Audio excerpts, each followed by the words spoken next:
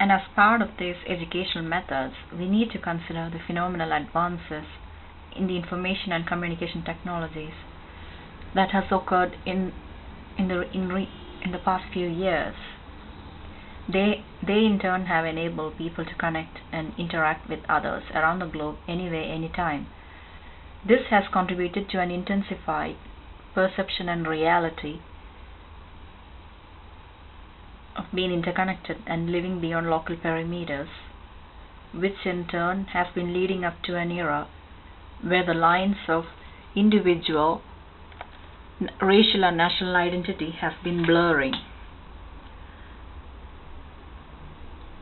The questions that arise as part of this new trend are those that question what it means to be a world citizen, to be a person, and to be part of a community.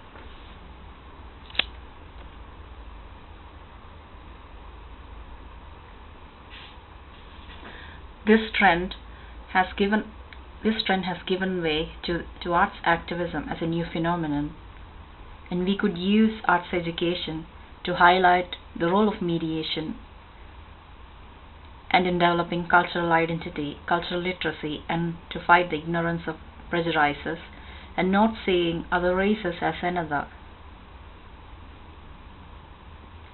It could fuel acceptance of diversity in human relations and diversity of teaching methods and worldviews. It can be used to instill in students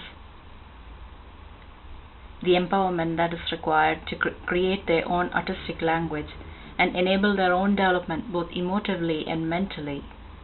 These steps can be reflected in performing arts and media through the medium of educational dramas, arts games, student arts initiatives,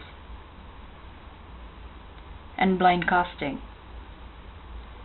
Another major point of focus should be to consider the value of global citizenship education.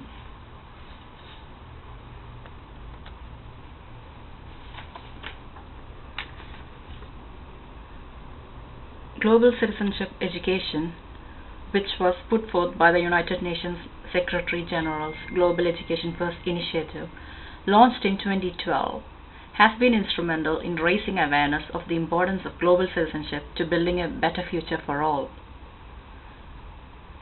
It focuses on forging more just, peaceful, tolerant, and inclusive societies. It plays a critical role in equipping students with the competencies to deal with the dynamic and interdependent world of the 21st century. It promotes an attitude supported by an understanding of multiple levels of identity and the potential for a collective identity which transcends individual, cultural, religious, ethnic, or other differences. It provides students with a deep knowledge of global issues and universal values such as justice, equality, dignity, and respect. It instills in students the cognitive skills to think critically, systematically, and creatively, including adopting a multi-perspective approach that recognizes the different dimensions, perspectives, and angles of issues. It encourages non-cognitive skills such as empathy and conflict resolution, communication skills, and aptitudes for networking and interacting with people of different backgrounds, origins, cultures, and perspectives, and the behavioral capacities to act collaboratively and responsibly to find global solutions for global challenges and to strive for the collective good. It aspires to promote universality of common and collective identity, interest, participation, duty, while respecting the singularity of individual rights and self-empowerment. It applies a multifaceted approach, employing concepts, methodologies, and theories from related fields such as human rights education, peace education, education for sustainable development, and education for international understanding. It promotes an ethos of curiosity, solidarity, and shared responsibility. The formal system in most countries could be the main mode of delivery for global citizenship education.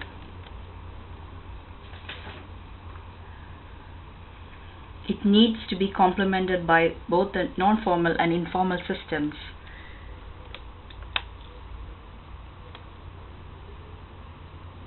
the flexible and variable pedagogical approaches may be more useful in targeting populations outside the formal system and those who are likely to engage with social media.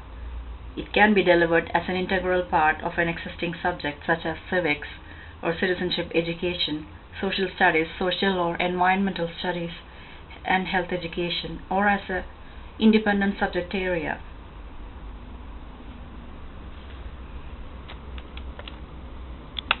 We could also infuse sociocultural issues into the arts curriculum and include both peace education and minority rights and justice as part of the curriculum, and have the education systems be subjected to UNESCO-led educational reviews.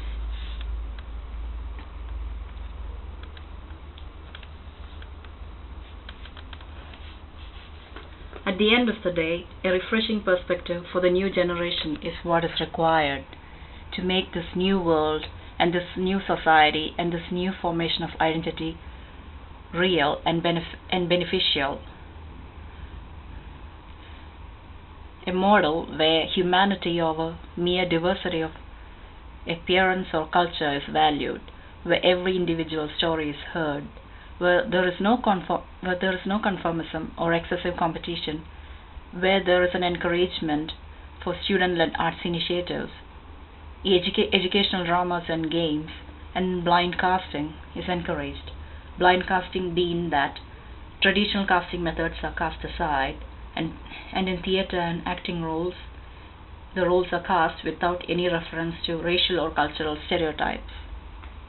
In this way, a new culture and society does come into being, and arts education can aid in the formation of an individual's identity and add further value to an already developed individual identity and help them connect to other people.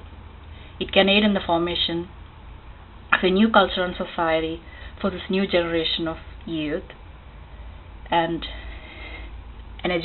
such an arts education and policy model is required in this current world, which provides such essential skills for the current generation.